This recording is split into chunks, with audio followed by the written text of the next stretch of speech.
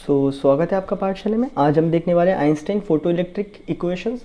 अब Einstein sir इस conclusion पे कैसे पहुंचे थे, तो यहाँ पे मैं लिख देता हूँ। यानी हम आपको यहाँ पे इस चीज़ को नहीं लिखना है एग्जाम में। तो आइंस्टाइन सर ने क्या किया था, स्टडी किया था किस किस को, हर्ट्ज, हेल्विचस एंड लेनार्ड्स के ऑब्जर्वेशंस को। डन है क्या? उनको जब उन्होंने स्टडी किया तो उन्होंने उसको स्टडी करने के बाद इन इक्वेशंस को बनाया। क्या बात है, क्लियर है? तो जो हमारे एंडिंग जो देखो, तो यहाँ पे हमारे जो आइंस्टाइन सर है वो क्या कहते हैं, energy possessed by light is h mu, that is आपका h इंटू फ्रीक्वेंसी। यहाँ पे म्यू यूज़ करूँ या मैं f यूज़ करूँ, दोनों का मतलब फ्रीक्वेंसी है। ठीक है क्या?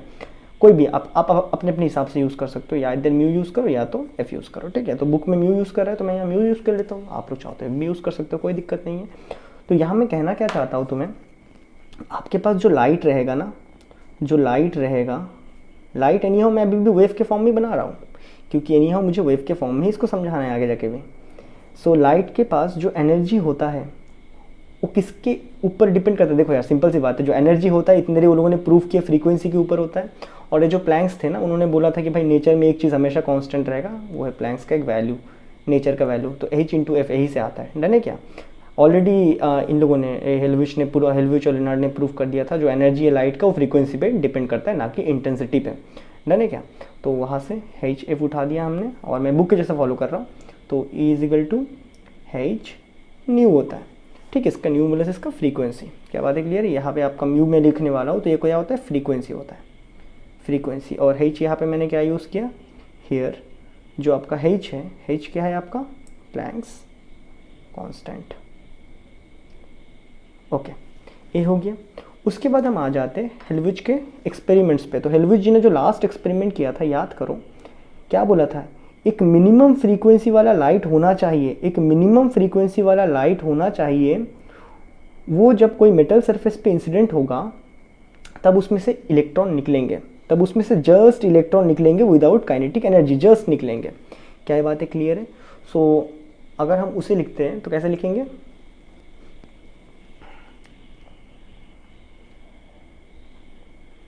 Part of energy used to overcome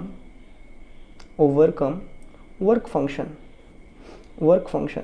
जो एनर्जी हमें ज़रूरत पड़ता है वर्क फंक्शन को ओवरकम करने के लिए, उसका फॉर्मूला हमने क्या निकाला था, h new not. h already बताया प्लैंक्स कांस्टेंट है। यहाँ पे जो न्यू नॉट में लिख रहा हूँ, ये क्या है तुम्हारा, थ्रेशोल्ड फ्रीक्वेंसी। क्या ये बात है, क्लियर है? ओके। उसके बाद जो एनर्जी बच जाता है ना, उसके पास, if the energy from light is left, बच जाता है, आफ्टर ओवरकमिंग वर्क फंक्शन।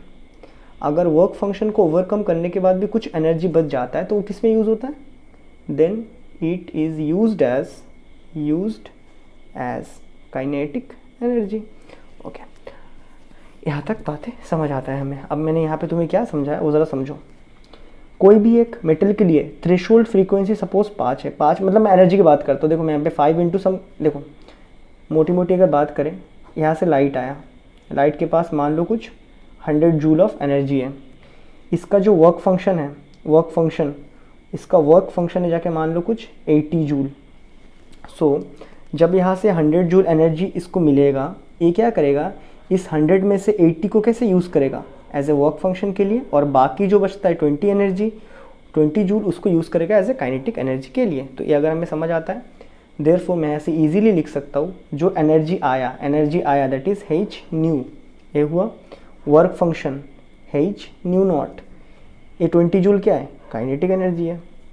तो मैं लिख सकता हूँ यहाँ पे जो 100 आया उसको कैसे यूज़ किया गया, 80 as a work function overcome करने के लिए, और बाकी 20 को as a kinetic energy gain करवाने के लिए।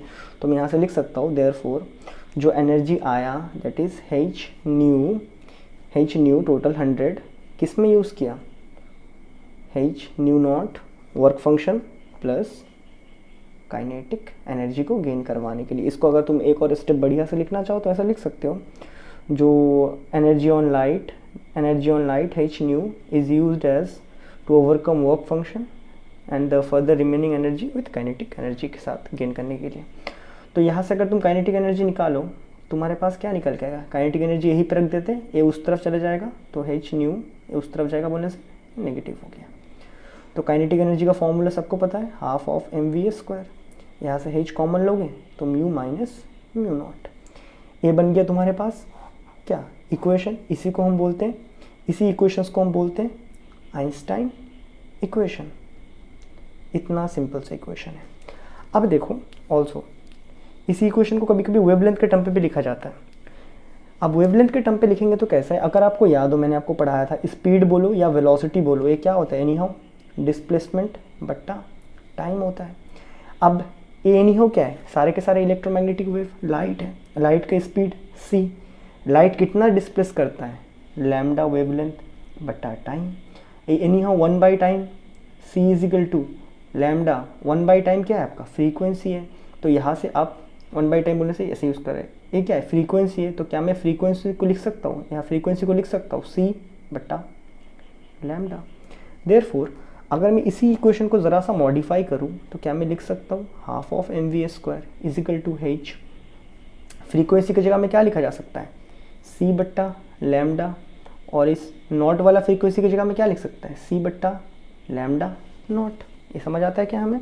So therefore half of mv² lambda, c दोनों में से कॉमन निकाल देंगे तो क्या बचेगा, 1 बट्टा लैम्डा माइनस 1 बट्टा लैम्डा नॉट। अभी अगर मैं समराइज़ कर दूँ तुम्हारे लिए, ए भी क्या है, ए भी तुम्हारा आइंस्टाइन इक्वेशन ही है, आइंस्टाइन इक्वेशन ही है, बस ए वाला Einstein equation in terms of frequency में, ए वाला Einstein equation in terms of kinetic energy में है। क्या ये बातें क्लियर है।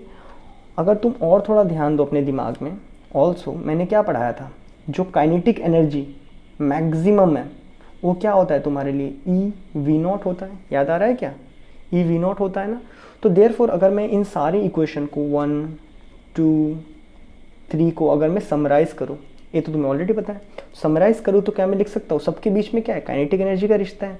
तो मैं लिख सकता हूँ जो काइनेटिक एनर्जी है that is half of mv², वो कहीं ना कहीं फ्रीक्वेंसी के साथ कैसे रिलेट करता है, माइनस म्यू नॉट, और कहीं ना कहीं वो वेवलेंथ के साथ कैसे रिलेट करता है, hc 1 by lambda minus 1 by lambda not.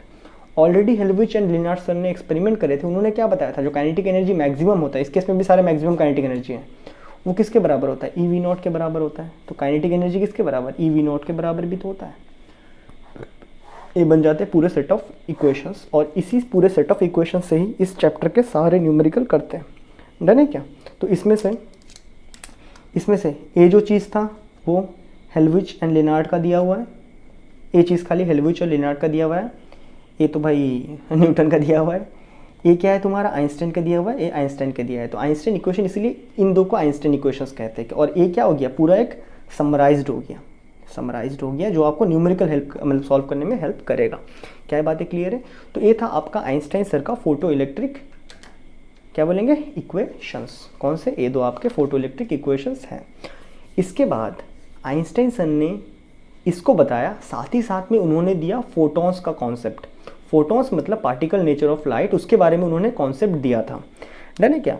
अब ये जो कॉन्सेप्ट है वो हम स्टडी करेंगे नेक्स्ट वीडियो में, क्योंकि मैंने देखा है कि बहुत बच्चे क्लास 11th में जब रहते तब उन्हें फोटॉन्स समझ नहीं आता है। इवन जब क्लास 12th में होते तब भी उन्हें एक्सपेक्टेशन होता है फिजिक्स टीचर से कि वो समझा देंगे उन्हें फोटॉन्स क्या होता है, तब भी उन्हें फोटॉन्स का चक्कर समझ नहीं आता है। तो नेक्स्ट वीडियो में जब हम particle nature of light photons को समझाएंगे तो मैं मेरा बेस्ट ट्राई करूँगा कि आपको मैं फोटॉन्स के बारे में समझा पाऊँ कि फोटॉन्स असल में क्या है और कैसा बिहेव करता है। क्या बातें क्लियर है। तो मैं मिलता हूँ आपसे नेक्स्ट वीडियो में, तब तक के लिए गुड बाय।